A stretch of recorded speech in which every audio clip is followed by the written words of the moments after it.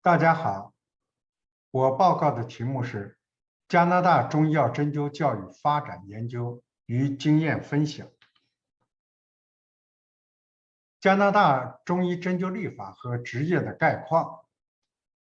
2019年，加拿大人口总数为3700多万，全国共有13个省份，其中2个最大省份的人口，安大略省为1400多万，碧溪省为500多万。2个最大城市人口，多伦多市为600多万，温哥华是将近250万。1973年，魁北克省成为加拿大第一个针灸立法的省份。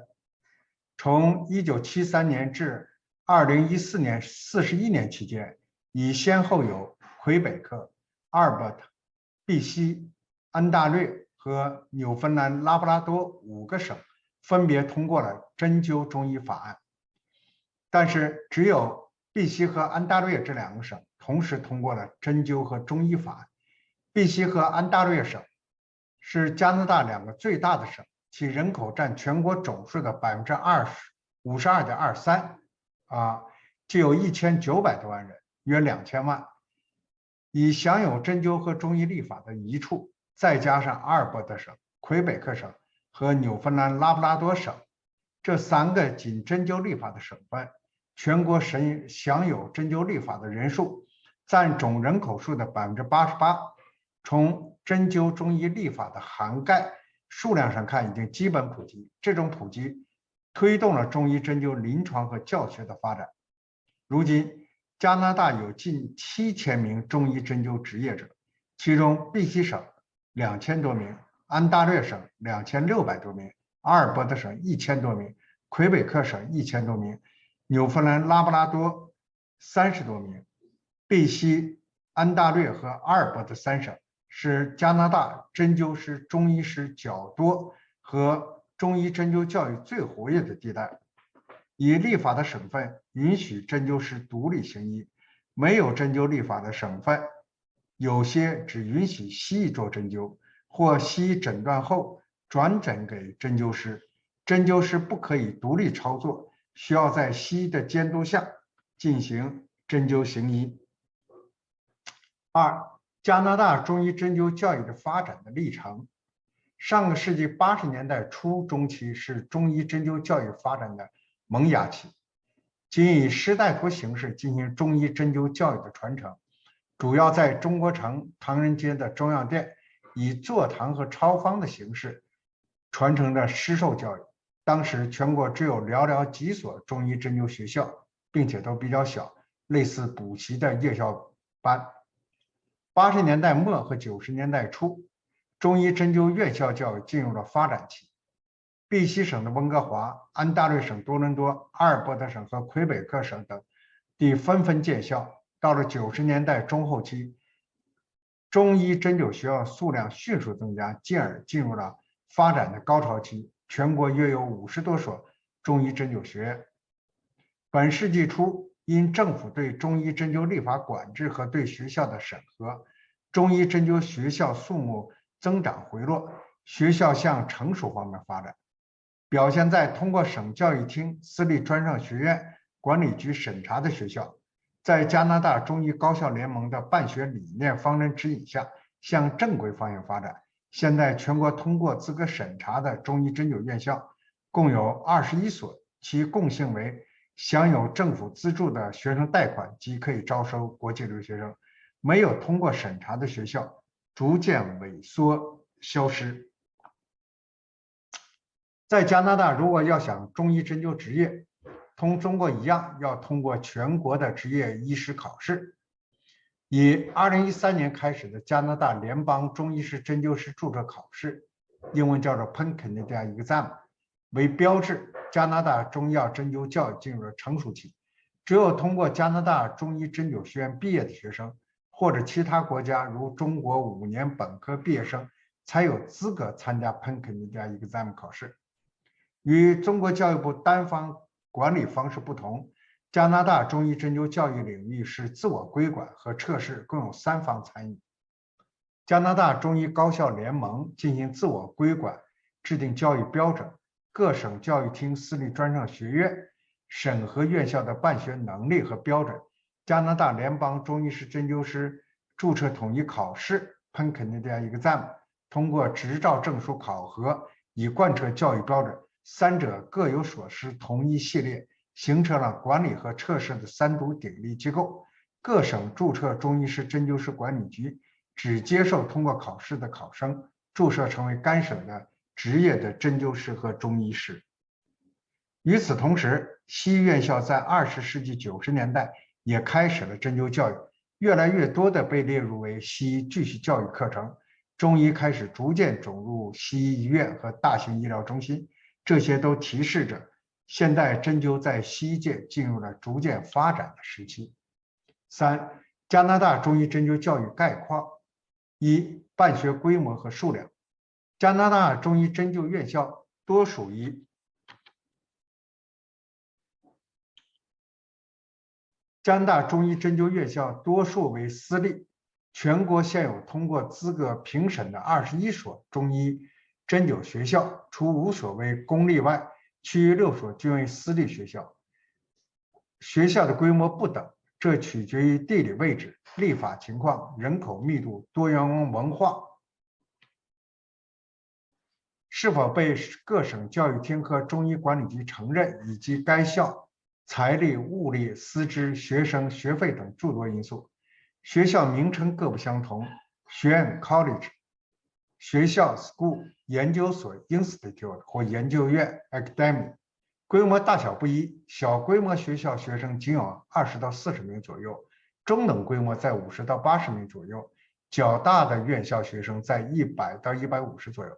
碧溪省、安大略省和阿尔伯特是加拿大东西海岸和中部的人口众多的3大省份，受政治和经济影响较大，是华裔中医人才聚集之处，学院也主要集中在此，是中医药针灸医疗和教育的3大重镇。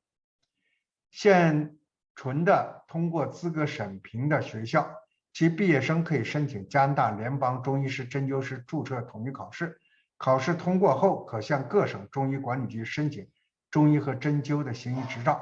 全国现有正规院校21所，西部碧溪7所，中部阿尔伯特5所，法语区魁北克1所，新斯科森省1所，东部安大略省有7所，大约合有1800名左右在校生，每年约有500左右的毕业生。该21所中医针灸学院都享有政府资助的学生助学金贷款，可以招收国际留学生，均是用英文授课的全日制学校，而仅用中文教学或非全日制英文授课，不享有政府资助的助学金贷款，未获批准招收国际留学生的组织不计算资质在内。因历史原因，碧溪省目前仍保留中文试卷，安大略省从2022年10月也争取到用中文考，法语区的魁北克省及需要用法文考，其余省份全联邦统一考试仅有中文试卷。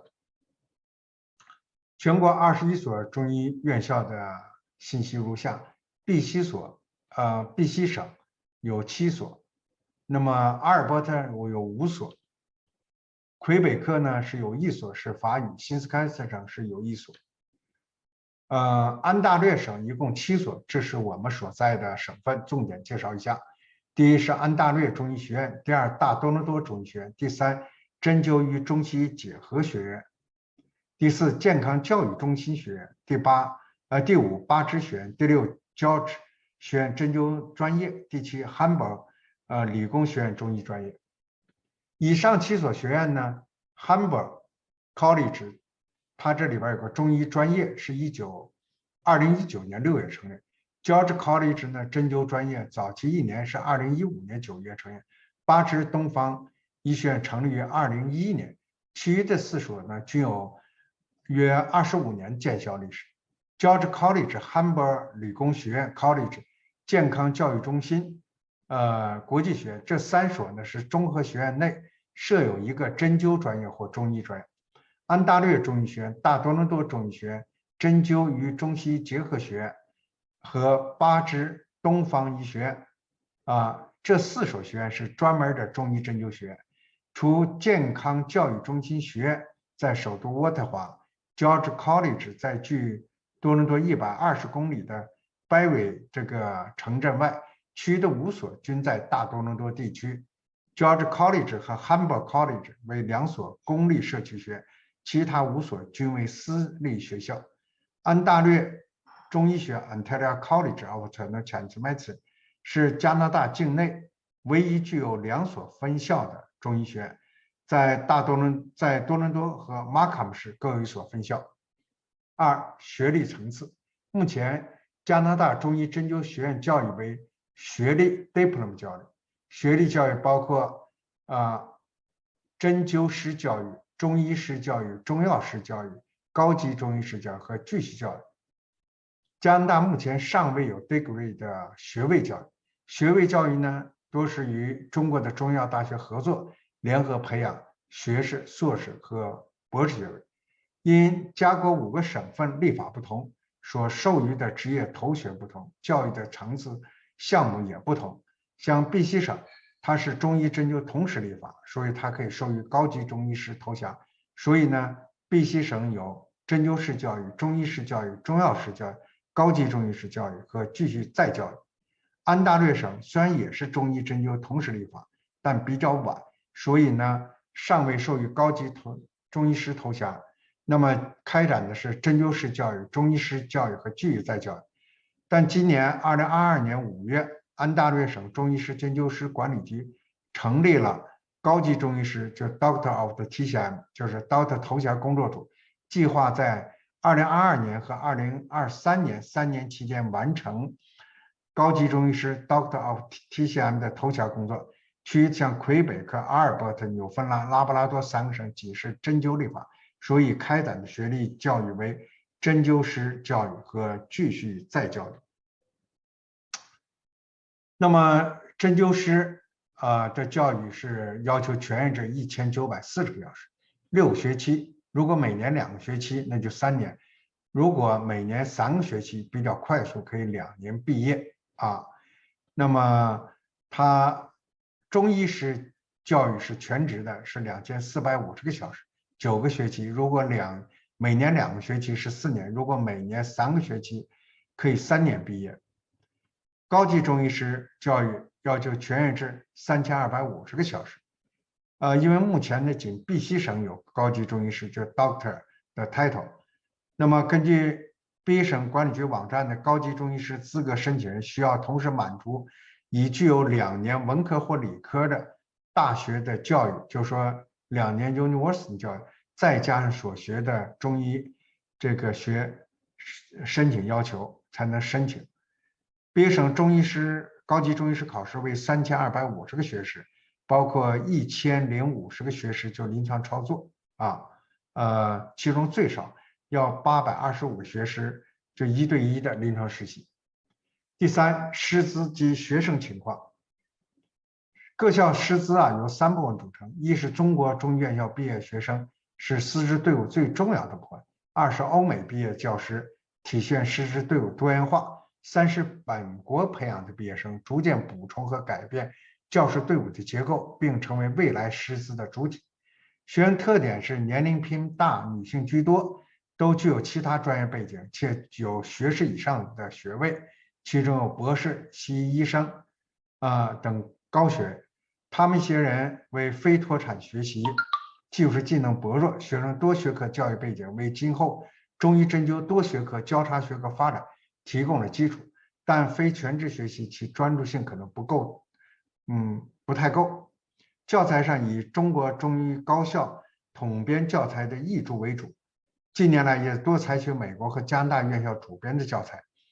加国教学中对医疗法规、针灸、中医法、安全结针、无菌技术特别强调，其联邦统考 Pan-Canadian Exam 的试题中约占20%，急救、转诊、咨询、交流技术、医德、行医经营等都列入了课程设置。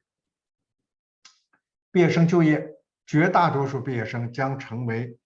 独立的行医者，进入加国医院很少。多数毕业后先在中医诊所或有中医诊所项目的西医医疗中心工作，积累临床经验和人脉，然后再开设自己的中医诊所。加格中医教育培养的目的是培养社会需要的个体型医者，这既是绝大多数毕业生去向，也是中医教育的主要使命。中医针灸进入加国主流医院尚属早期阶段。第四呢，就是办学事例案例与经验分享。加拿大安大略中医学院 Ontario College of Traditional Medicine 成立于1998年，已有24年见效史，是有3年的全日制2100学时的针灸专业，4年全日制3150学中医专业及5年全日制的4200学高级中医师专业。本学院毕业学生有资格参加每年举行的加拿大联邦中医师和针灸师注册统一考试，通过者可以在安大略省或其他省会注册成为职业针灸师、中医师，受聘或独立的开业行医。学院的教师团队由硕士、博士、教授组成，高质量教育队伍可培养出顶尖的中医针灸人才。学院同时拥有一流的管理团队，从学生入学到毕业，全程的关注和帮助解决问题。学院在多伦多市和马卡姆市拥有2个不同的独立校区，及独立的临床实习诊所和遍布北约克、Scarborough 等城区的联合实习诊所，为学生们提供了优势和良好的教育环境。中医立法后，学院享受与公立大学同等的待遇，本国学生可以获得政府的助学金贷款及生活补助金。学院获加拿大联邦移民部批准，可成为可以招收国际留学生的指定的教育机构啊。那么国际留学生参加每年3个学期的会计课程，仅需2年就可以完成针灸专业。中医专业会计课程每年3个学期就可以完成。因中医针灸已经立法，中医针灸成为加拿大国家正式职业，在加拿大国家职业代码为3232。中医针灸师可以以此职业移民加拿大，国际留学生毕业1年后可以申请加拿大永久居民。加拿大安大略中医学院在近25年教学中形成了响应国际中医教育界独特的品牌课程，如推拿专业的吴博士头部推拿，已有中英法匈4种文字公开出版。针灸专业高级针刺手法课程、气功专业医疗气功课程以及临床实习课程。学院呢与中国大陆多所中医药大学结成姐妹学院，每年带学员赴中国大陆的中医药大学和临床实习。自2001年与中国中医药大学合作，联合培养硕士和博士并且院长吴明江教授被受聘为博导硕长。现在我们已经有28名获得硕士学位和10名获得博士学位。近年的学院进口了由天津中医药大学监制，由其合作伙伴辉谷生产的3D 解剖和针灸经络输血解剖仪和中医脉象诊断仪和中医舌诊仪，建立了北美同类中医学院中唯一具有最完整的西医解剖实训室和中医诊断实训，使我们海外中医教学在仪器更新方面有了质的跨越。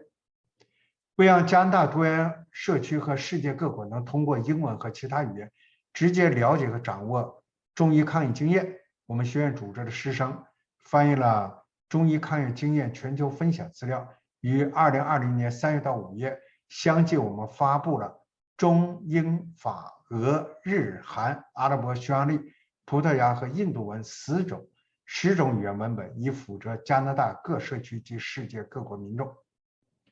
突发的疫情新冠肺炎的疫情也成为海外中医教学发展契机。学院通过互联网邀请中国中医大咖组成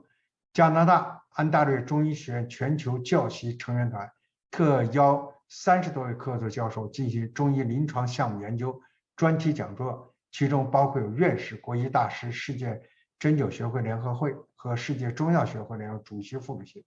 ，10多位的中国中药大学校长和全球著名学者，其内容涵盖临床的内外妇儿及针灸、推拿、气功等不同的领域。学院呢与中国各中医药大学合作，每年主办加拿大注册中医师、针灸师具体教育大会，邀请全球著名的中医针灸专家传授最新的研究成果和治疗经验。从2009年到2002年连续主办了9届学术大会，每次都会收到加拿大总理、中华人民共和国驻多伦多总领馆、安大略省中医师针灸师管理局的贺信，以及加拿大联邦、安大略省和多伦多市3级政府的支持，多年成功举办了加拿大注册中医师针灸师据理教育学术大会，已经成为品牌的国际学术会议。